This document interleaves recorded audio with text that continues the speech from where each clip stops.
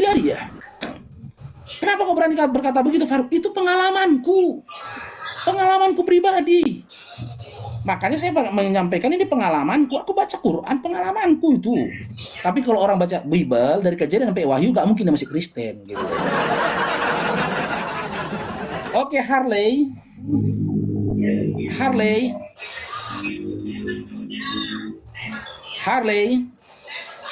Makanya teman-teman ya, ketika aku mengulang kembali benar sebuah lupa teman-teman, itu seperti kisahku, Bang. Ini lagunya kan. Dalam benakku lama tertanam sejuta bayangan tentang dirimu. Niat untuk mencari Tuhan. Redup terasa cahaya hati mengingat apa yang telah kau berikan.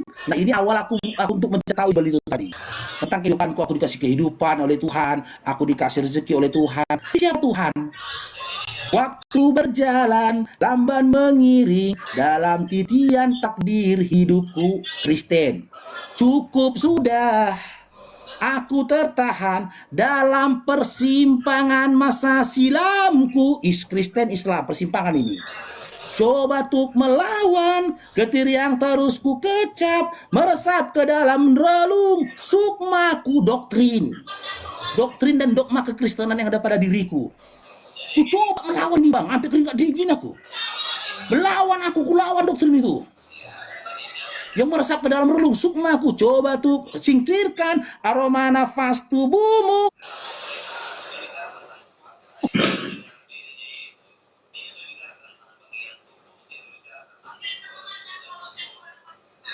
Kebenaran Islam udah masuk ke dalam darahku, nggak bisa aku menolak lagi, mati aku nolaknya nih.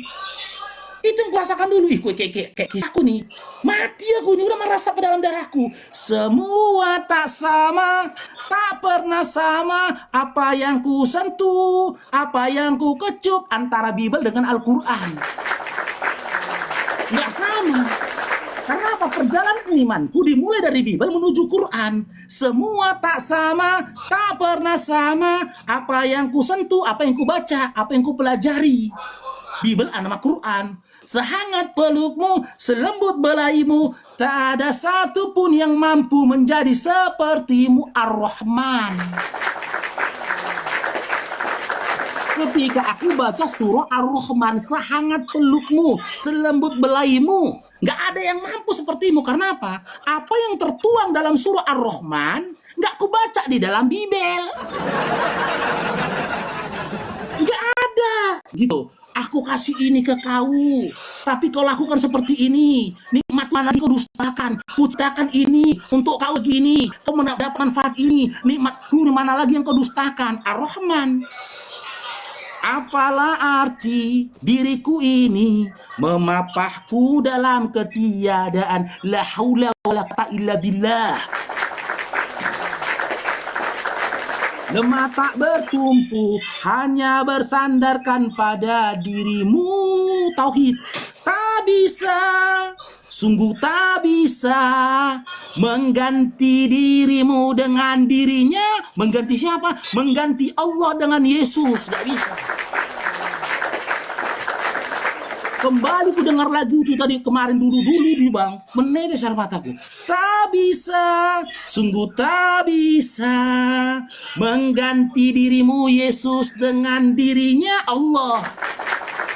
Coba tuh melawan getir yang terus. Makanya aku bilang teman-teman, mu'alaf itu nggak otomatis dia ketika mengucapkan 2 kalimat syahadat, doktrin hilang langsung 100% dalam dirinya. Nggak bisa, Bang.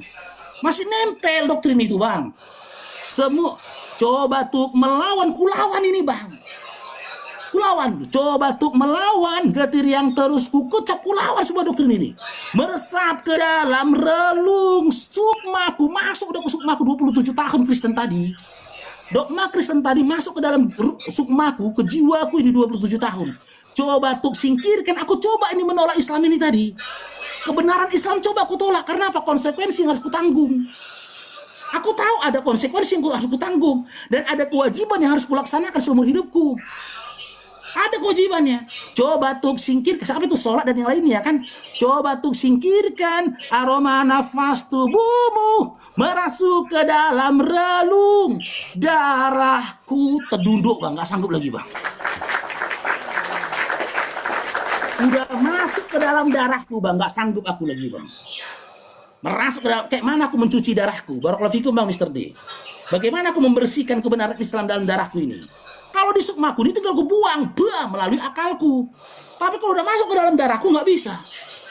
Nggak bisa masuk ke dalam darahku. Baru ku pahami, semua tak sama, tak pernah sama. Apa yang ku sentuh, apa yang ku kecup, nggak sama apa yang ku baca, apa yang ku pelajari. Kalau di kitabku dulu, Tuhan terhinakan. Tuhan terkesan terhinakan. Dari kelahirannya sampai dengan kematiannya terhinakan. Nggak sama. Di Quran, Tuhan itu di maha mulia. Saking maha mulianya Tuhan itu tadi, di dalam surah Asy-Syura dikatakan laisa kamitslihi syai'un, nggak setara dia dengan manusia. Laisa itu nggak sama, arti laisa itu nggak sama. Maka ketika ada manusia yang bisa melakukan ini, maka Allah harusnya lebih dari itu dengan sebutan maha. Kalian pahamilah lagu itu teman-teman. Entahlah kalian punya rasa seperti aku sendiri nggak tahu ya makna lagu itu. Wallahi aku nggak tahu karena aku nggak pernah ketemu sama penciptanya, pencipta lagunya. Tapi ketika dulu aku dengar lagu itu lagi, aku ngerasa lagu itu adalah perjalanan hidupku. Sampai kapan kau mesti bertahan, kan itu kan? Bertahan, kayak aku diingatkan. Sampai kapan kau mesti tenggelam, buka mata, yo dan hatimu, relakan semua. Goodbye Kristen. Itu poin yang paling sedihnya bang, perpisahan itu tadi. Perpisahan antara Kristen, aku mengucapkan perpisahan kepada Kristen, lalu welcome kepada Islam. Sampai kapan kau mesti bertahan, sampai kapan kau harus tenggelam, buka mata, dibilangnya buka mataku, buka mataku, dan hatimu, relakan semua. Apa yang relakan? Relakan Faruk kau dimaki, relakan Faruk kau dicaci, relakan Faruk kau dibuang, relakan Faruk kau akan difitnah, relakan Faruk kau akan dikucilkan, relakan Faruk kau akan merasakan kesakitan, relakan Faruk akan merasakan penderitaan, relakan Faruk kau akan begini. Kurelakan semua. Relakan semua. Goodbye Kristen. Itu pengalaman bang ya, pengalaman saya. Oke lanjut. Kita naikkan lagi Juremi, teman-teman Kristen. Teman-teman ya, judul lagunya itu semua tak sama kalau nggak salah ya. Resapilah lagunya teman-teman. Resapin. Saya nggak tahu tuh pencipta lagunya siapa itu, tapi saya rasa kena sama saya itu. Jadi itu peringatan teman-teman Kristen ya, relakan semua. Oke, Edi Tunitet. Ya selamat siang. Ya Islam Kristen, Bang Edi Tunitet. Untuk kita sekalian di room chat ini. Salam dari Maluku. Salam. Islam Kristen, Bang Edi. Ya, Bang Faruk, agamanya apa ya? Mohon izin. Saya Islam, Edi Kristen. Oke, Islam. ini topiknya menyangkut apa nih? Coba disimak pertanyaan saya, Bang Edi Tunitet. Abang Islam atau Kristen? Saya Katolik. Oke, silakan dibuka kameranya, Bang Edi. Iya. Kameranya. Ya, selamat siang. Silakan Pak Edi. Ya, gimana nih saya mendengar. Iya. Tema yang saya angkat hari ini, yang apakah yang disalibkan itu Simon dari Kirene atau Yesus? Oh gitu ya. Ini yang ditanyakan ya. Iya. Yesus lah yang disalibkan ya. Oke, coba Pak Edi ada Bible di situ, baca Matius 27 nomor 32 dari nomor 32 sampai dengan selesai. Ini kita begini ya. Ini mencari pembenaran ya, atau bukan pembenaran, tapi kajian. kebenaran. kebenaran itu Tuhan Yesus disalibkan dan Oke. bangkit pada hari ketiga. Ya, dan itu naik. kan menurut doktrin dan dogmanya Itu sudah memang mutlak dari Iya. Kristus Iya, yang itu diajarkan. menurut doktrin dan dogma di dalam kekatolikan. Coba ada. kita Itu memang benar. kaji kita bedah di dalam Bible. Yang Yesus tidak, itu yang atau menurut Simon kamu dari kajian Kirene itu yang kamu. disalibkan. Jadi kajian yang sudah dari Tuhan Yesus itu yang firman yang dikatakan. Yang manusia seperti fana kita yang modern ini, kita mencari pembenaran. Gitu ya. Saya tidak cari pembenaran Pak Edi, tapi berupaya Jadi- mengungkap fakta kebenaran Ya, berdasarkan Matius 27 nomor 32 sampai selanjutnya. Di dalam Matius 27 ya, nomor 32 dikisahkan salib yang dipikul oleh Yesus dipindahkan kepada Simon dari Kirene. Dialah yang datang dari luar kota memikul salib Yesus karena sebelumnya dia ditangkap oleh tentara Romawi untuk menggantikan Yesus memikul salib. Sampai kepada dalam bukit Tengkora dan juga penyiksaan-penyiksaan selanjutnya yang dialamin, tidak ada satu cerita pun di dalam Bible di mana dikisahkan Simon salib yang ada di tubuh Simon Kirene dipindahkan ke tubuh Yesus, tidak ada narasinya. Salib itu tetap di tubuhnya Simon dan dari Kirene. Nah, yang lebih mencengangkannya lagi Pak Edi, sesaat setelah penangkapan dan murid melarikan diri dalam Markus 14 nomor 50 sampai 51, ternyata dalam kondisi itu tentara Romawi menyadari ada seorang laki-laki yang mereka lihat cuma menggunakan kain lenan. Ketika mereka hendak menangkap laki-laki itu lari terbirit-birit dengan telanjang. Nah, ketika Simon dari Kirene memikul salib, sebelum itu ada laki-laki yang lari dengan kondisi telanjang. Siapa pemuda yang lari dengan telanjang itu dalam Markus 14:51 Pak Edi? Siapa? Enggak, saya tanya ke Pak Edi siapa? Beginian, saya tidak baca. Terguncang imanmu. Simon Petrus. Tahu dong. Gini. Terguncang imanmu ini Pak Edi. Bukan, maksudnya ini ada pemahaman lain ini, maksudnya mengenai kehidupannya, artinya makna yang agama. Saya tanyakan Pak Edi dalam Markus 14 nomor 50 sampai 51, ketika para seluruh murid itu melarikan diri setelah Yesus ditangkap, ya, lalu para prajurit pada saat itu menyadari ada seorang pemuda sesaat setelah sebelum Simon dari Kirene memikul salibnya Yesus, lari dalam kondisi telanjang setelah kain lenannya dipegang. Siapa itu Pak Edi? Siapa pemuda yang menggunakan kain lenan itu Pak Edi? Saya tidak tahu karena saya tidak ada di situ ya. Kalau saya kasih tahu siapa pemuda yang lari itu boleh? Boleh, silakan. Ini saya tunjukkan ya. Nih.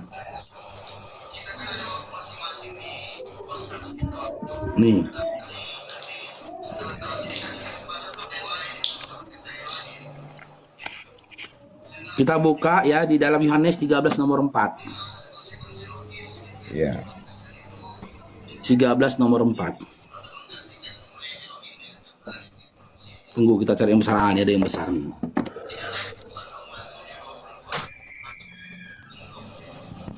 Yohanes 13 nomor 4 Pak Edi. Lalu bangunlah Yesus dan menanggalkan jubahnya, ia mengambil sehelai kain lenan dan mengikatnya pada pinggangnya. Siapa pemuda yang menggunakan kain lenan yang melarikan diri Pak Edi? Berdasarkan Yohanes 13 nomor 4 yang biasa menggunakan kain lenan? Kenapa tiba-tiba di situ lagi memang? Sebelumnya ada apa ya? Di atasnya apa? Sebelumnya itu ada apa? Karena dia ada sambungannya itu, tidak bisa potong. Sabar dulu Pak Edi, sabar dulu. Riwayatnya kan dari atas. Siapa sosok laki-laki yang biasa menggunakan kain lenan Pak Edi dalam Yohanes 13 nomor 4?